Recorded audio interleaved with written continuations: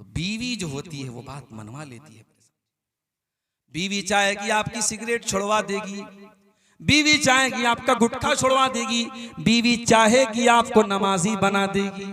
मेरी प्यारी माँ बहनों, आप जब अपने शौहर से जिद करके 5,000 वाली साड़ी खरीद सकती हो, 10,000 वाला लहंगा खरीद सकती हो, 1,30,000 में सोना चल रहा है, सोने का जेवर मंगवा सकती हो, तो ऐ मेरी प्यारी माँ बहनों, आप अपने शौहर से बहुत सारे अच्छे काम भी करवा सकती हो। करवाने का तरीका होना चाहिए। अल्लाह के प्यारे नबी क्या फरमाते हैं, बड़े गौर से सुनिएगा। अल्लाह के नबी सल्लल्लाहु अलैहि वसल्लम फरमाते हैं, रहीमल्लाहु रजुलन काम मिनल लैल, अल्लाह ताला रहम नाजिल फरमाए, अल्लाह ताला रहमत नाजिल फरमाए उस आदमी के ऊपर जो रात में उठ करके तहज्जुद की नमाज पढ़ता है, वह आई कज़म रात, और अपनी बीवी को भी उठाता है, और बीवी अगर उठने से इनकार कर देती है तो बीवी के चेहरे पर पानी डाल के उठाता है हिम्मत बीवी के चेहरे पे पानी डालने की? कहीं ऐसा ना हो कि उधर आप पानी डालें और उधर बीवी लात मार दे। भाई आजकल ये भी तो हो रहा है। बीवी से पंगा लेने की किसमें हिम्मत है भाई? दुनिया में सबसे पंगा ले सकते, बीवी से नहीं ले सकते। वो एक लतीफा है, एक आदमी की बीवी बहुत शक करती थी उसके ऊपर, बड़ा परेशान रहता था, महीने में 2-4 दिन मायके जाती तो उसमें भी फोन पर फोन करती रहती थी, कहाँ हैं आप, क्या कर रहे हैं आप? डर था कि कहीं किसी दूसरी औरत के साथ तो नहीं है। एक मर्तबा मायके गई, बच्चे को छोड़ के गई थी, बच्चा भी छोड़ के गई थी कि नजर रखे अपने बाप के ऊपर। मायके जाके फोन कर रही है शौहर को, कहाँ हैं आप? शौहर कह रहा कहाँ रहूंगा, घर पर हूं भाई, तुम्हारी इजाजत के बगैर कहाँ जा सकता हूं? अच्छा घर पे हो, जाओ किचन में जाओ, किचन में जाओ और मिक्सर की आवाज मुझे सुना करके बताओ कि तुम घर में हो। शौहर ने मिक्सर की आवाज सुना दी, घर की आवाज आई, बीवी ने कहा अच्छा चलो भाई तसल्ली हो गई। दूसरे दिन फिर फोन किया बीवी ने, कहाँ हैं आप? शौहर ने कहा अरे बेगम मैं कहाँ रहूंगा, घर पर हूं। चलिए मिक्सर की आवाज सुनाइए। शौहर ने फिर मिक्सर चालू करके सुना दिया, घर की आवाज आई। तीसरे दिन बीवी ने कहा इतना शरीफ मेरा शौहर कब से हो गया, रोजाना मैं फोन कर रही हूं मुझे मिक्सर की आवाज सुना दे रहा है। तीसरे दिन बीवी सरप्राइज देने के लिए अचानक घर में आ गई। घर में आई तो शौहर गायब, बच्चा खेल रहा था। बच्चे से पूछा अरे तेरा बाप कहाँ है? कहा वो तो मिक्सर लेके गायब है 2 दिन से। तो कहते हैं कि अगर शौहर से बीवी शेर है तो शौहर सवा शेर भी बन सकता है। भाई तुम्हें सारा दिमाग तुम्ही को है थोड़ी, हमको भी तो थोड़ा बहुत दिमाग है। तो आप ये याद रखिए मेरे प्यारे साथियों कि घर के अंदर जब तक एक नेक घर वाली नहीं आएगी, घर का माहौल अच्छा नहीं हो सकता है। अल्लाह के नबी फरमाते हैं अल्लाह ताला रहमत नाजिल फरमाए उस आदमी के ऊपर जो रात में उठ करके तहज्जुद की नमाज पढ़ता है और अपनी बीवी को भी उठाता है। वह रहीमल्लाहु इम्रातन कामत मिनल लैल, और अल्लाह ताला ऐसी औरत के ऊपर रहमत नाजिल फरमाए जो रात में उठ करके तहज्जुद की नमाज पढ़ती है। वह आई क़ज़त ज़ौजहा, और अपने शौहर को भी उठाती है, और शौहर अगर इनकार कर दे तो शौहर के चेहरे पर पानी छिड़क करके उठाती है। ये होते हैं बेहतरीन कपल, एक दूसरे का ताउन करे दीन के सिलसिले में। इसीलिए अल्लाह के नबी फरमाते हैं लियत्तखिज़ अहदुकुम क़ल्बन शाकिरा, 3 चीजों को बैलेंस बना लो, 3 चीजों को खजाना बना लो, 3 चीजों को स्टोर कर लो, 3 चीजों को अपने घर में लेके आ जाओ। क़ल्बन शाकिरा, अपने सीने में ऐसा दिल लेकर के आओ जो अल्लाह ताला का शुक्रिया अदा करने वाला हो। व लिसानन ज़ाकिरा, और अपने मुंह में ऐसी जबान लेकर के आओ जो अल्लाह ताला का जिक्र करने वाली हो। व ज़ौजतन मोमिनतन तुईनुहु अला अम्रिल आखिरा, और ऐसी दीनदार बीवी लेके आओ जो आखिरत के कामों में, दीन के कामों में आपकी मदद करे। ऐसी बीवी अगर आपके घर में आ जाएगी, घर को जन्नत बना देगी। और आगे बढ़ी, घर को अगर जन्नत बनाना है तो बहुत जरूरी काम क्या करना है हमको? घर को अल्लाह के जिक्र से आबाद करना है। मुसलमान का घर है, सुबह भी मोबाइल पर गाने बज रहे हैं, शाम को भी गाने बज रहे हैं, बिस्तर पे जाने के पहले भी म्यूजिक बज रहा है। मुसलमान का घर है, 24 घंटे में कोई एक मर्तबा अल्लाह का नाम लेने वाला नहीं है। नेताओं के भाषण तो सुने जा रहे हैं, राजनेताओं की तकरीरें तो बजाई जा रही हैं, अल्लाह रसूल की बातें घर में कोई सुनने वाला नहीं है। गांव में जलसा होता है, उस घर का कोई आदमी जलसे में जाने को तैयार नहीं है। तकरीरों से बोर होने वाला परिवार है, ना शौहर को तकरीरों से इंटरेस्ट है, ना बीवी को तकरीरों से इंटरेस्ट है। एक आदमी घर में अल्लाह का जिक्र करने वाला, अल्लाह का नाम लेने वाला तक नहीं। मेरे प्यारे भाइयों, ऐसे घर को अल्लाह के नबी ने मुर्दा करार दिया। आपने फरमाया मसलुल बैतिल्लज़ी युज़करुल्लाहु फीही वल बैतिल्लज़ी ला युज़करुल्लाहु फीही। जिस घर में अल्लाह का नाम लिया जाए वो घर जिंदा है, और जिस घर में अल्लाह का नाम न लिया जाए वो घर मुर्दा है। वो घर मुर्दा है, अल्लाह के नबी ने उसको मुर्दा करार दिया है। अपने घर को जिंदा करो मेरे भाइयों, अल्लाह के जिक्र से आबाद। बहुत आसान तरीका बता देता हूं। जब भी घर में दाखिल हुआ करो, बिस्मिल्लाह पढ़ के दाखिल हुआ करो, और जब घर के बाहर निकला करो, बिस्मिल्लाहि तवक्कलतु अलल्लाहि ला हौला वला कुव्वता इल्ला बिल्लाह पढ़ लिया करो। क्या फायदा होगा मौलवी साहब? आइए मैं फायदा भी बता देता हूं। सही मुस्लिम की रिवायत है, अल्लाह के प्यारे रसूल फरमाते हैं जब इंसान घर में दाखिल होने के टाइम बिस्मिल्लाह पढ़ता है तो शैतान भाग जाता है और कहता है ला मबीत लकुम हाहुना, ये तो बिस्मिल्लाह पढ़ के घर में आया है, अब यहां पे रात गुजारने का मौका नहीं मिलेगा। जब इंसान रात में डिनर करने के टाइम, खाना खाने के टाइम अल्लाह का नाम लेता है, बिस्मिल्लाह पढ़ता है, तो शैतान कहता है ला मबीत लकुम वला अशाहा हुना, ना तो यहाँ पे रात गुजारने का मौका मिलेगा, ना डिनर करने का मौका मिलेगा। जब आप खाने पर बिस्मिल्लाह नहीं पढ़ते हैं तो आपके खाने को शैतान भी खाता है, खाने की बरकत खत्म हो जाती है। तो घर में जब दाखिल हो तब बिस्मिल्लाह पढ़ें, और जब खाना खाने लगे तब बिस्मिल्लाह पढ़ें। और जब रात हो जाए, मगरिब की अजान हो जाए, तो अल्लाह के नबी ने फरमाया जब सूरज डूब जाए, जब मगरिब का टाइम हो जाए, फकुफ्फू सिबियानकुम, तो अपने छोटे बच्चों को घर के अंदर ले आओ। मगरिब के टाइम अपने छोटे बच्चों को बाहर मत भेजो, फ़इन्न शयातीन तंतशिरु हीन इज़िन, उस वक्त शैतान घूमते रहते हैं। मगरिब के टाइम अपने बच्चों को बाहर मत भेजिए, सूरज डूबने के टाइम। और आपने आगे फरमाया जब रात में चिराग की बत्ती बुझाओ तो बिस्मिल्लाह पढ़ के बुझाओ। बर्तन को खुला मत रखो, बर्तन को ढांक दो, बिस्मिल्लाह पढ़ के ढांक दो। दरवाजे की कुंडी लगाओ तो बिस्मिल्लाह पढ़ के कुंडी लगाओ, इसलिए कि जो अल्लाह के नाम से जो चीज क्लोज कर दी जाए, जो चीज बंद कर दी जाए, शैतान उसको ओपन नहीं कर सकता, शैतान उसको खोल नहीं सकता। अल्लाह का नाम लेके आप दरवाजे को बंद कीजिए। ये बहुत आसान तरीका मैंने आपको बताया है अल्लाह के जिक्र से घर को आबाद करने का।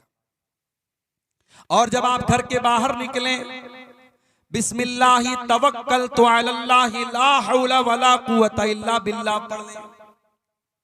ये दुआ जब आप पढ़ के निकलेंगे, शैतान आपके करीब नहीं आएगा, फरिश्ता आपकी हिफाजत करेगा। फरिश्ता आपसे कहेगा कद वोकीता, आपको अल्लाह ताला की तरफ से बचा लिया गया। आप इतनी प्यारी दुआ पढ़ करके घर से निकले।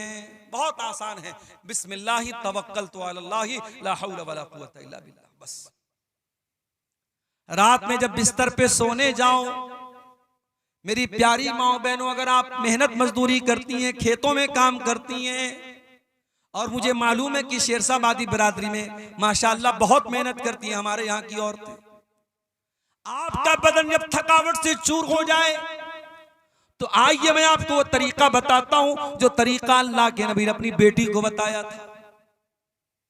क्या तरीका बताया था? हजरत फातिमा चक्की चलाती थी, उनके हाथों में छाले पड़ गए थे। हजरत अली भी बहुत मेहनत करते थे। दोनों शौहर बीवी अल्लाह के नबी के पास आए। हजरत अली ने कहा, अय अल्लाह के नबी, मैं इतनी मेहनत कर रहा हूं, तशतकई तो सदरी, मेरे सीने में दर्द होने लगा है। हजरत फातिमा ने कहा, बाजान आपकी बेटी चक्की चला चला के इस हालत को पहुंच चुकी है, हत्ता मजलत यदाया, मेरे हाथों में छाले पड़ गए हैं। अय अब्बा जान, मुझे पता चला है आपके पास कुछ गुलाम आए हैं, हो सके तो अपनी बेटी और दामाद को कुछ गुलाम दे दीजिए। नबी ने न बेटी को कोई गुलाम दिया, न दामाद को कोई गुलाम दिया। क्या फरमाया आपने, ला ओती को माँ, ऐ मेरी बेटी फातिमा, ऐ मेरे दामाद अली, मैं तुम दोनों को गुलाम नहीं दे सकता, मैं तुम दोनों को कोई गुलाम नहीं दे सकता। क्यों नहीं दे सकता? क्योंकि मेरे जो मस्जिद के अंदर जो दीन सीखने वाले साहब आए, असहाब सुफ़ा हैं, जो दीन के स्टूडेंट्स हैं, उनके पास खाने को अनाज नहीं है, उनके पास खाने को खाना नहीं है, उनके पास तन ढांपने को कपड़ा नहीं है। ऐ अली, ऐ फातिमा, जब तक मैं उनकी जरूरत को पूरी ना कर दूं, मैं तुमको वो खादिम गुलाम नहीं दे सकता। हाँ, मैं उससे बेहतर तरीका तुमको बता रहा हूं। जब तुम रात में बिस्तर पे सोने जाओ तो 33 बार सुभान अल्लाह पढ़ लिया करो, 33 बार अल्हम्दुलिल्लाह पढ़ लिया करो, और 34 मरतबा अल्लाहु अकबर पढ़ लिया करो। फज़ालिकुमा खैरुल लकुमा मिन खादिम, तुम्हें किसी खादिम की, किसी नौकर की जरूरत नहीं पड़ेगी।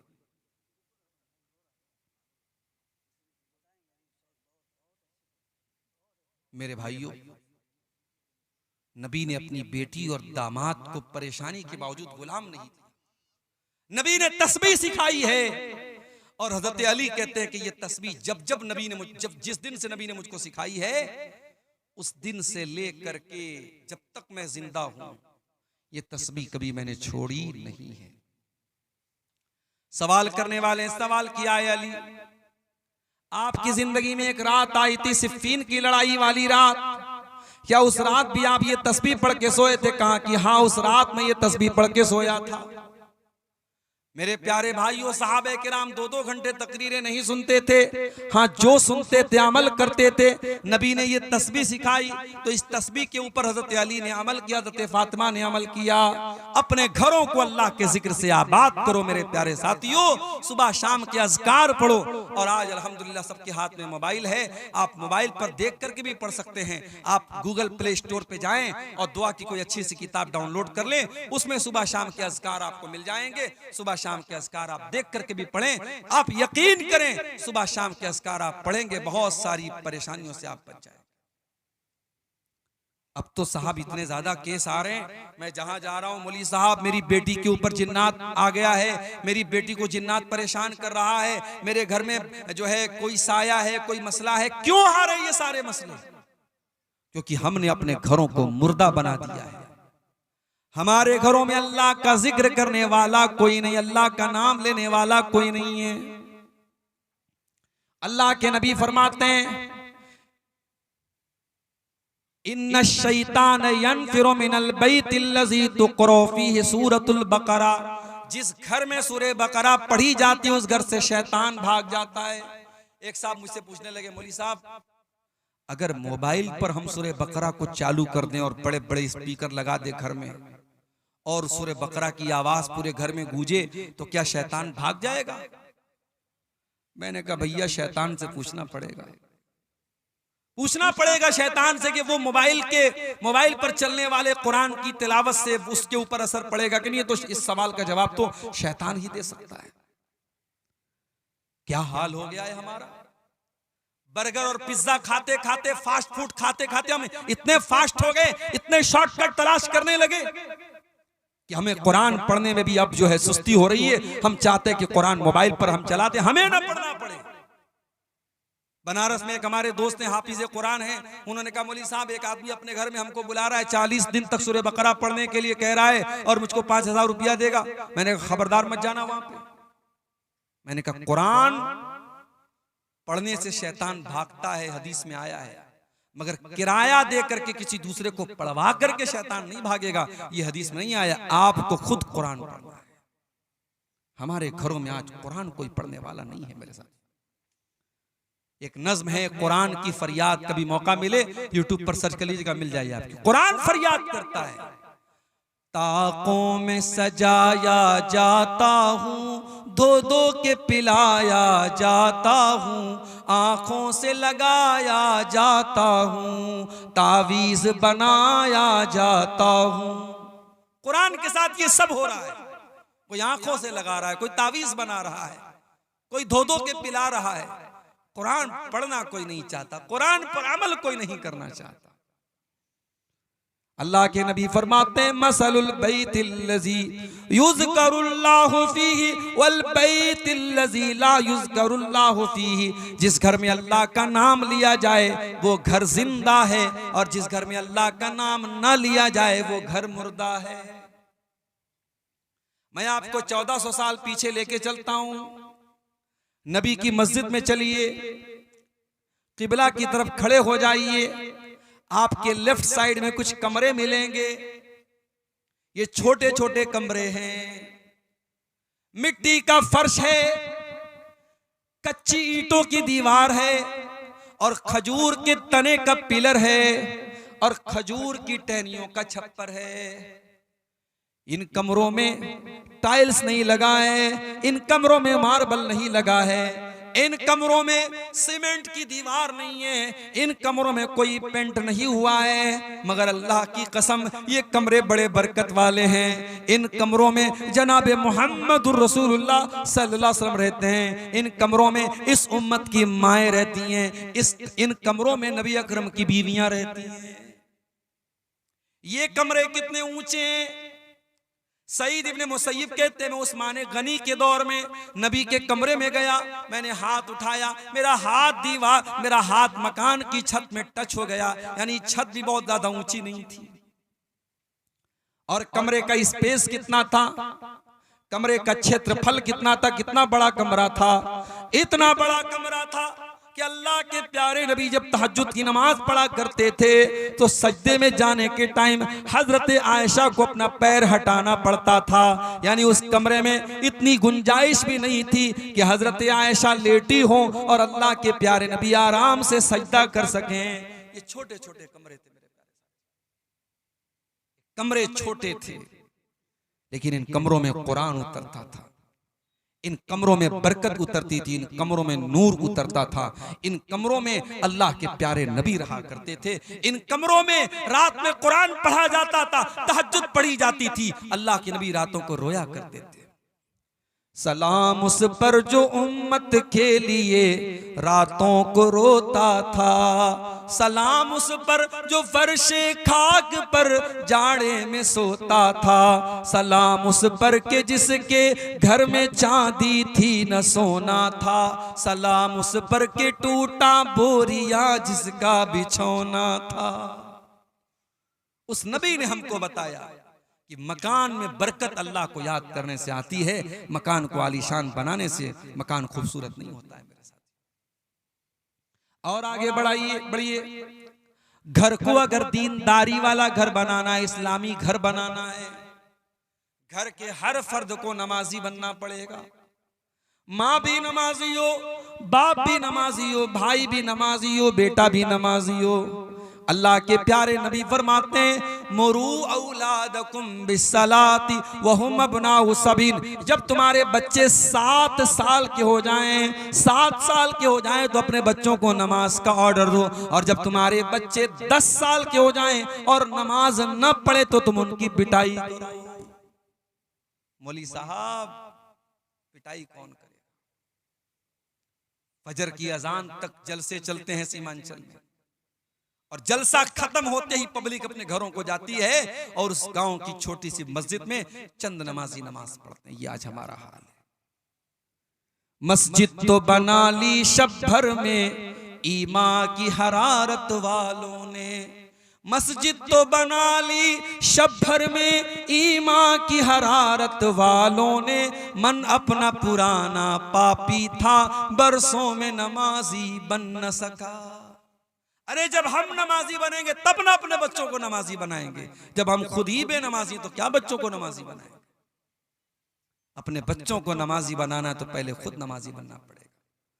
कुरान कहता है वअमुर अहलका बिस्सलाति वस्तबिर अलैहा, ऐ मेरे नबी नमाज का अपने घर वालों को हुक्म दीजिए और खुद भी नमाज की पाबंदी कीजिए। ला नसअलुका रिज़्क़ा, और ऐ नमाज पढ़ने वाले तेरी नमाज से तेरी रोजी रोटी पर कोई फर्क नहीं पड़ेगा, तेरी रोजी में कोई कमी नहीं आएगी। हम तुझसे तेरी रोजी नहीं मांगते, हम तो खुद तुझको रोजी देते हैं।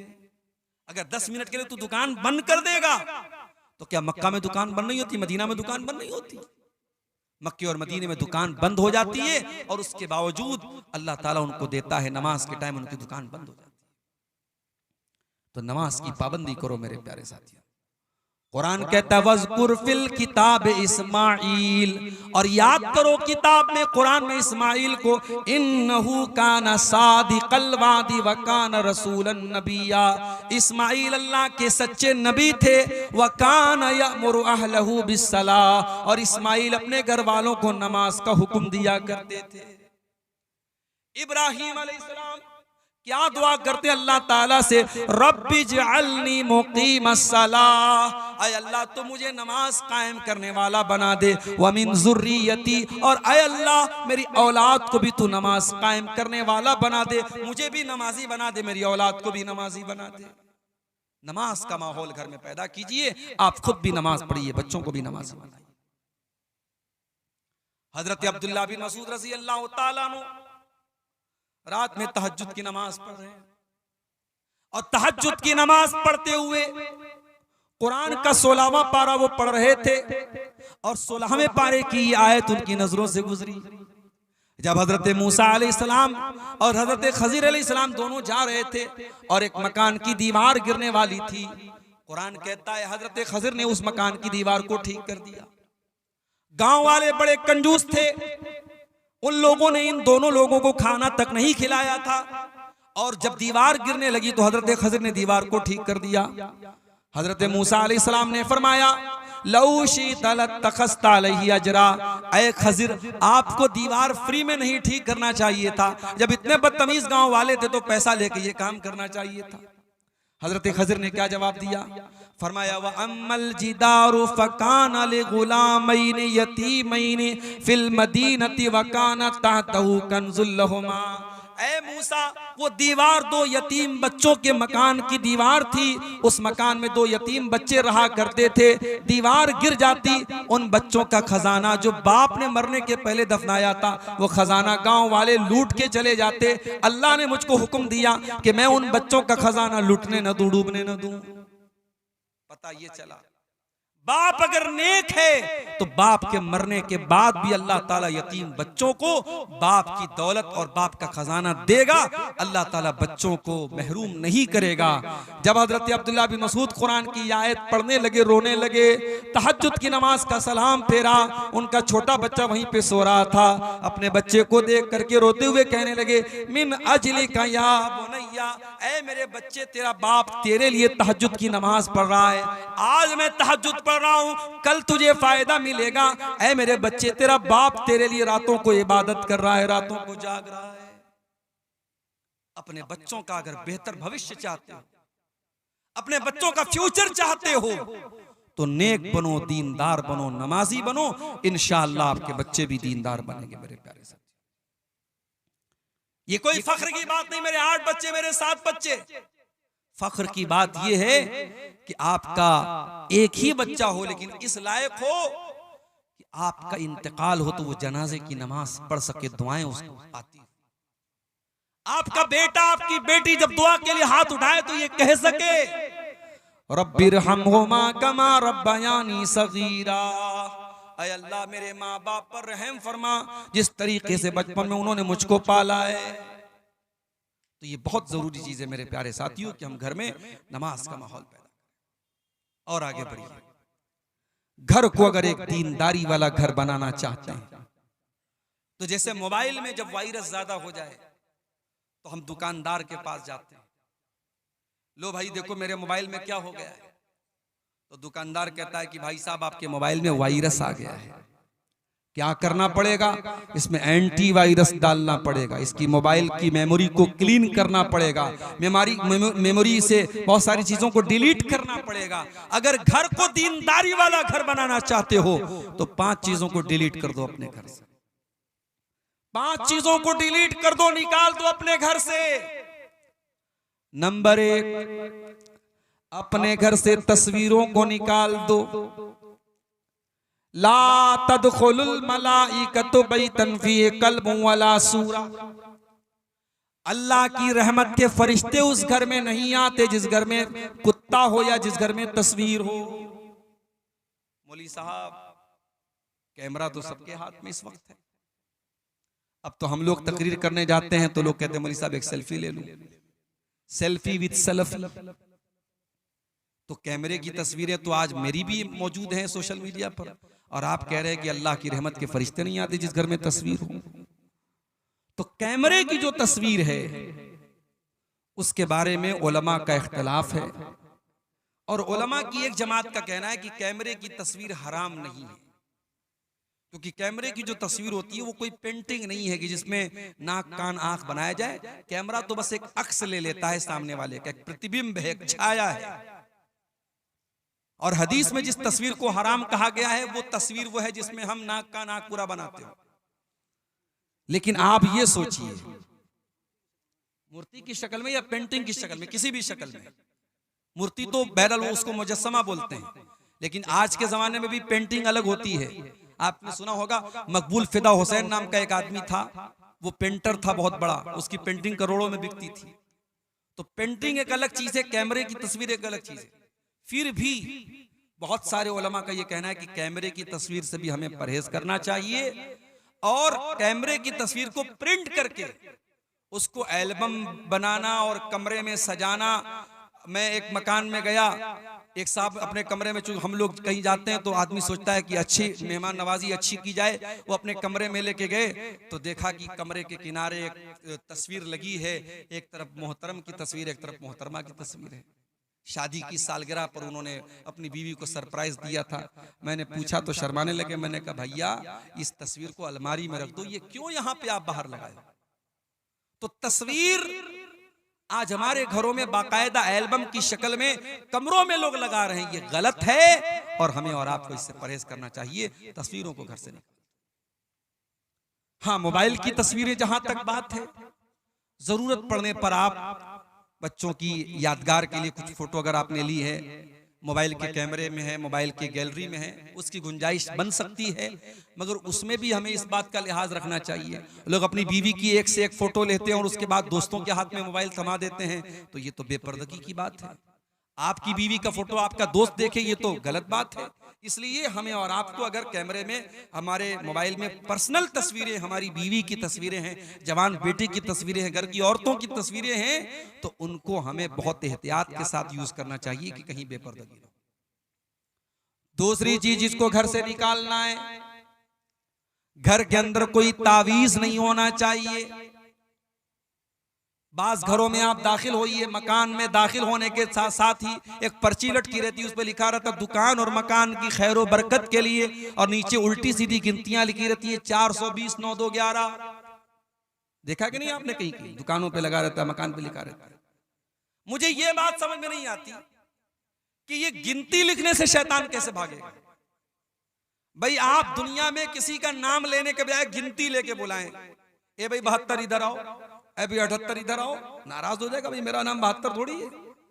आप बिस्मिल्लाहिर्रहमानिर्रहीम के बजाय 786 लिख रहे हैं, आप मोहम्मद सल्लल्लाहु अलैहि वसल्लम के बजाय 92 लिख रहे हैं। आपने गिनती बना के रखी है, ये इस्लाम का तसव्वुर नहीं है मेरे प्यारे साथियों। और ये भी सुन लीजिए कि घर में कुरान की आयतों को लटकाने से भी बरकत नहीं आएगी। डॉक्टर आपको दवा देता है पीने के लिए, घर में आप आने के बाद सिरप को गले में नहीं लटकाते, टैबलेट को गले में नहीं लटकाते, टैबलेट को पीते हैं, सिरप को पीते हैं। उसी तरीके से कुरान को पढ़ने से शिफा मिलती है, कुरान को पढ़ने से बरकत आती है, कुरान लटकाने से बरकत नहीं आती है। बड़ा सख्त फतवा है उलमा का। बाज लोग क्या करते हैं, मकान के दरवाजे में बड़े बड़े अक्षरों में लिखते हैं हाजा मिन फजल रब्बी, हराम कमाई के पैसा से घर बनाए और आदा मिन फजल रब्बी लिखते हो, बेहुदा।